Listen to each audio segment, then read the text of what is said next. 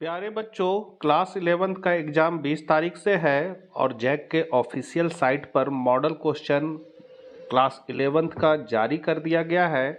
इस वीडियो में हम लोग जैक द्वारा जारी किया गया मॉडल सेट भूगोल विषय का देखेंगे। एक एक सेट ही जारी किया गया है, प्रत्येक विषय का भी नहीं किया गया है। तो भूगोल विषय का जो महत्वपूर्ण प्रश्न जैक द्वारा दिया गया है इस वर्ष के लिए, उसको हम लोग फटाफट देख लेते हैं। परीक्षा के लिए बहुत उपयोगी है, इसलिए आप लोग ध्यान से देखिए, कॉपी में नोट करके याद कर लीजिए। चैनल पर पहली बार है तो जरूर सब्सक्राइब कर ले। तो चलिए हम लोग आज कुछ नया सीखते हैं। सबसे पहला क्वेश्चन आपका अधिवास भूगोल एवं जनसंख्या भूगोल का संबंध किससे है? तो इसका संबंध जो है वो है आपका मानव भूगोल से है। दूसरा क्वेश्चन आपका है प्रारंभिक वायुमंडल में किन तत्वों की अधिकता थी? तो इसमें अधिकता थी आपका हाइड्रोजन एवं हीलियम की। तीसरा क्वेश्चन हम लोग बढ़ते हैं, गुटेनबर्ग अशांत किन दो परतों की सीमा को कहते हैं? तो ये कहते हैं आपका मेटल एंड क्रोड को कहते हैं। तो तीसरा का यहाँ बी हो जाएगा। इसका और भी ऑप्शन आप देख सकते हैं, यहाँ नीचे दिया हुआ है।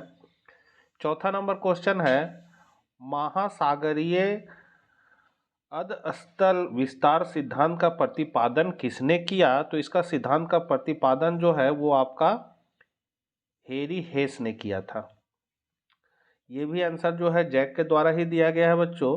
पांचवा नंबर क्वेश्चन है निम्नलिखित में से कौन सा स्थल रूप पवन के अपरदनात्मक शक्ति द्वारा निर्मित नहीं होता है? तो ये जो नहीं होता है ये आपका करेक्ट आंसर है बालू का स्तूप। छठा नंबर क्वेश्चन है आपका सुनामी शब्द की उत्पत्ति कहाँ से हुई? सुनामी शब्द की जो उत्पत्ति है वो जापान से हुई थी। छठा का ए हो जाएगा।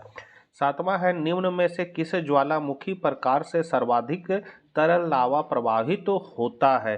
तो सर्वाधिक होता है बेलसाइड प्रवाह से आपका होता है। सातवां का डी हो जाएगा बच्चों। आठवां है गर्मियों में उत्तरी मैदान में बहने वाली गर्म एवं शुष्क हवा को क्या कहा जाता है? तो इसको हम लोग कहेंगे लू कहेंगे, लू। आठवां का बी है। नौवां है हिमालय किस सागर के अवसादों से निर्मित है? तो हिमालय जो है वो आपका टेथिस सागर के अवसादों से निर्मित है, यहाँ पर ए हो जाएगा। 10वां है निम्न में कौन सा हिमनद द्वारा निर्मित निक्षेपित स्थल रूप है? तो स्थल रूप जो है वो है एस्कर। तो यहाँ पर 10 का डी है। 11 नंबर है ज्वारीय परिकल्पना सर्वप्रथम किसने प्रस्तुत किया? तो ये प्रस्तुत किया था जेम्स और जेफरीज ने। 12 नंबर क्वेश्चन है भौतिक होना चाहिए था, भौतिक प्राकृतिक आपदा के अंतर्गत निम्नलिखित में से किसे सम्मिलित कर सकते हैं? तो इसमें हम लोग सम्मिलित कर सकते हैं भूस्खलन को, ये आपदा है। अगला है 13 नंबर आपदा प्रबंधन अधिनियम कब पारित किया गया था? ये पारित किया गया था 2005 में। अगला क्वेश्चन है भारत का प्रथम जीवमंडल निश्चय कौन है? तो ये जो है आपका है करेक्ट आंसर नीलगिरी हो जाएगा। 15 नंबर है चंदन किस प्रकार के वन में पाए जाते? तो चंदन जो है वो पर्णपाती वन में पाए जाते, सी हो जाएगा। 16 है निम्नलिखित में से किन पहाड़ियों में चेरापूंजी और मासिन नाम राम स्थित है? तो मासिन राम स्थित जो है वो है आपका खासी में। तो 16 का ए हो जाएगा खासी। 17 नंबर है निम्न में से कहाँ महाद्वीपीयता अनुभव की जाती है? तो ये किया जाता है हरियाणा में। 18 है इनमें से कौन सा कथन प्रायद्वीपीय नदी के बारे में सही है? तो ये जो सही है ये आपका हो जाएगा उपर्युक्त में सभी। 19 नंबर है आपका गांधी सागर बांध किस नदी पर बनाया गया है? तो ये बनाया गया आपका चंबल नदी पर। भारत में कोयला उत्पन्न करने वाला संरचना कौन सा है? तो ये संरचना है धारवाड़। आगे हम लोग बढ़ते हैं 21 नंबर पर महाराष्ट्र पश्चिमी घाट को किस नाम से जाना जाता है? तो ये घाट नाम जाना जाता है सह्याद्री के नाम से। 22 नंबर है हिमालय निम्नलिखित में से किसका उदाहरण है? तो ये उदाहरण है नवीन वलित पर्वतमाला का। 23 है पाक जल डमरू मध्य किन के बीच स्थित है? तो ये स्थित है आपका मन्नार की खाड़ी और बंगाल की खाड़ी के बीच। आगे बढ़ते हैं हम लोग। इंदिरा गांधी नेशनल पार्क कहाँ स्थित है? तो ये आपका स्थित है पश्चिमी घाट पर। अगला क्वेश्चन है 25 नंबर। तरंगों में जल की गति होती है तो इसकी गति जो होती है गोलाकार होती है। आगे बढ़ते हैं। सागरीय जल की औसत लवणता कितना पीपीटी है? तो औसत लवणता जो है वो है आपका 35 पीपीटी।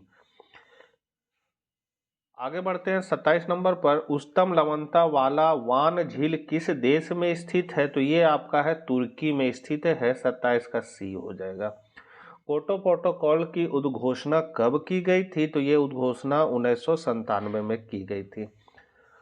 29 नंबर है। निम्न में कहाँ सबसे लंबा दिन और रात होता है? तो ये होता है ध्रुव पर। तो यहाँ पर 29 का आपका डी हो जाएगा। 30 है। संतृप्त वायु किस दिशा में संतृप्त नहीं रहेगी? तो नहीं रहेगी यहाँ है जहाँ तापमान के बढ़ने पर ये संतृप्त नहीं रहेगी। 30 का सी हो जाएगा। 31 नंबर है। पछाव बादल की ऊंचाई औसतन कितनी होती है? तो इसकी औसतन है 8,000 से 12,000 मीटर। 32 नंबर क्वेश्चन हम लोग देख लेते हैं। समदाब रेखाएं यदि दूर दूर हो तो वैसे क्षेत्र में दाब प्रवणता कैसी होती है? तो ये जो होती है वो होती है कम। क्या होती है? कम होती है। आगे क्वेश्चन है आपका। समानता ऊंचाई के साथ तापमान घट जाता है, इसे क्या कहा जाता है? तो इसको हम लोग कहते हैं समान ह्रास दल। 34 नंबर क्वेश्चन है। किस तिथि को सूर्य मकर रेखा पर लंबवत होता है? तो ये लंबवत जो होता है वो 22 दिसंबर को होगा। 35 नंबर है। पवन चलने का निम्न में से क्या कारण है? तो पवन चलने का निम्न में से कारण है वायु दाब में भिन्नता होना। 36 नंबर क्वेश्चन है। भूमिगत जल द्वारा चूना पत्थर प्रदेश में निर्मित निपेक्षात्मक स्थल रूप कौन सा है? तो ये आपका है स्टैलेकाइट। स्टैलेकाइट डी नंबर हो जाएगा आपका। 37 नंबर है। मालवा और धाव को किस श्रेणी में सम्मिलित किया जा सकता है? तो यहाँ हो जाएगा आपका सी हो जाएगा तीव्र प्रवाही बृहद संचलन। 38 नंबर है। भौतिक अपक्षय के लिए सबसे महत्वपूर्ण तत्व क्या है? तो ये है आपका 38 नंबर। तो 38 नंबर का करेक्ट आंसर जो है दिया हुआ है तापमान। आगे हम लोग बढ़ते हैं। पृथ्वी का सबसे बड़ा मुख्य प्लेट निम्न में से कौन है? तो ये प्लेट है आपका यूरेशियन प्लेट। आगे बढ़ते हैं हम लोग 40 नंबर और लास्ट क्वेश्चन। भूकंप अभिकेंद्र के 105 डिग्री से 145 डिग्री तक में किस भूकंप तरंग का छाया क्षेत्र विस्तृत होता है? तो ये होता है पी और एस तरंग।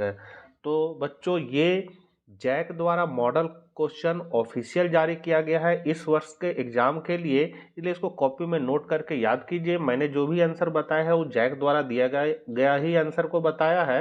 तो मिलते हैं अगले वीडियो के साथ, तब तक आज्ञा दीजिए। जय हिंद, जय भारत।